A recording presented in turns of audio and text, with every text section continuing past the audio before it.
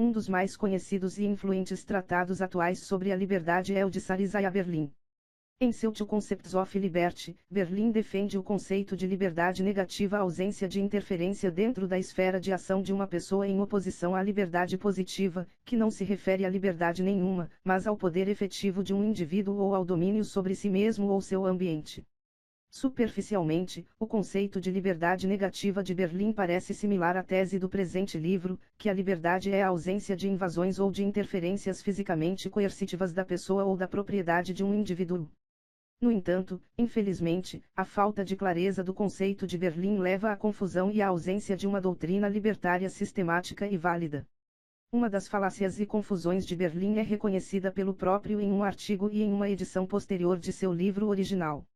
Em seu Two Concepts of Liberty, ele havia escrito que normalmente se diz que eu sou livre quando nenhum ser humano interfere em minha atividade.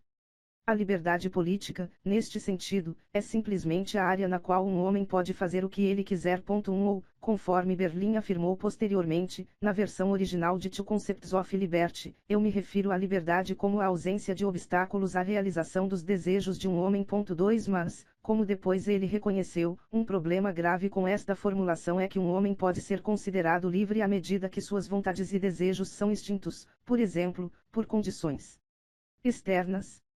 Como especifica Berlin em seu artigo corretivo. Se medidas de liberdade fossem uma função da satisfação de desejos, eu poderia aumentar a liberdade com a mesma eficácia tanto ao eliminar desejos quanto ao satisfazê-los. Eu poderia tornar os homens, incluindo eu mesmo, livres ao condicioná-los a esquecer seus desejos originais que eu decidi não satisfazer. 3. Em sua última versão, 1969, Berlin eliminou a passagem ofensiva, alterando a primeira declaração acima para que dissesse: a liberdade política, neste sentido, é simplesmente a área na qual um homem pode agir sem ser obstruído por outros. 4 Porém, ainda permanecem problemas graves com esta última abordagem de Berlin. Pois Berlin explica agora que liberdade para ele é a ausência de obstáculos a escolhas e a atividades possíveis, sendo os obstáculos colocados lá por práticas humanas alteráveis. 5 Mas isto aproxima-se, como observa o professor Paren, da confusão de liberdade com oportunidade, em resumo, de desfazer o próprio conceito de liberdade negativa de Berlin e substituí-lo pelo conceito ilegítimo de liberdade positiva. Deste modo, conforme indica Paren, suponha que X se recusa a contratar Y porque Y é um ruivo e X não gosta de ruivos. Certamente X está diminuindo o campo de oportunidades de Y, mas não se pode dizer que ele está invadindo a liberdade de Y. 6 Na verdade, Paren continua chamando a atenção para uma reiterada confusão de Berlin entre liberdade e oportunidade. Assim, Berlin escreve que a liberdade a qual me refiro é oportunidade para a ação, SLI, e identifica aumentos de liberdade com a maximização de oportunidades, SLI. Conforme Paren destaca, os termos liberdade e oportunidade têm significados distintos. Alguém, por exemplo, pode não ter a oportunidade de comprar um ingresso para um show por inúmeras razões. Exemplo gratia, ele está muito ocupado, e, não obstante, ele ainda estaria, de todos os modos significativos, livre para comprar tal ingresso. 7. Assim, o erro fundamental de Berlin foi deixar de definir a liberdade negativa como a ausência de interferência física na pessoa ou na propriedade de um indivíduo, nos direitos de propriedade justos amplamente definidos.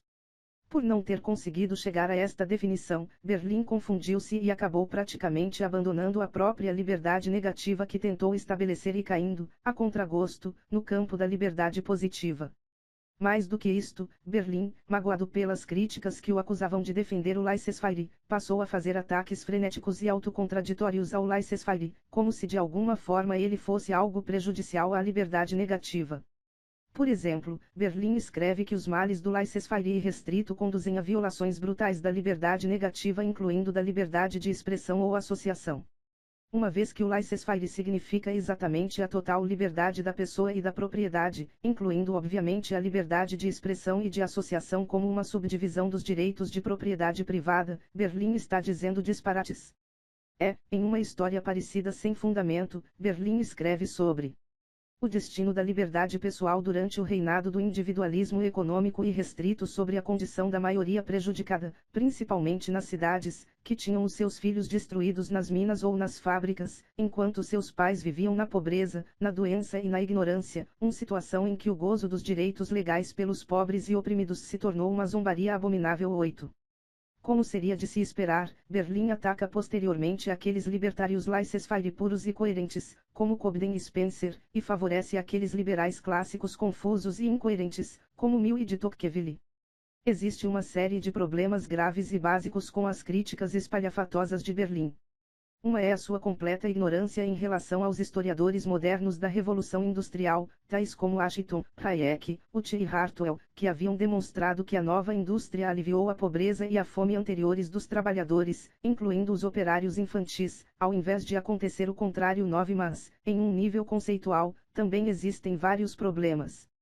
Primeiro, é autocontraditório e absurdo declarar que o laissez-faire ou o individualismo econômico poderiam prejudicar a liberdade pessoal, e, segundo, Berlim está na verdade abandonando explicitamente o próprio conceito de liberdade negativa em favor de conceitos de riqueza e de poder positivos.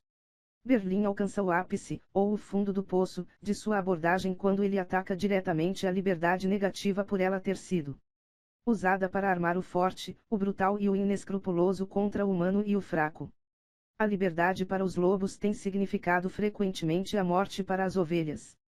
Não é necessário insistir, em nossos dias, na história manchada de sangue do individualismo econômico e da competição capitalista desenfreada. 10.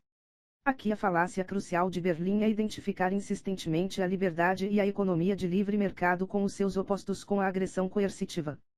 Repare o seu uso frequente de termos como armar, brutal, lobos e ovelhas, e manchado de sangue, todos são aplicáveis somente à agressão coercitiva tal como tem sido universalmente empregada pelo Estado.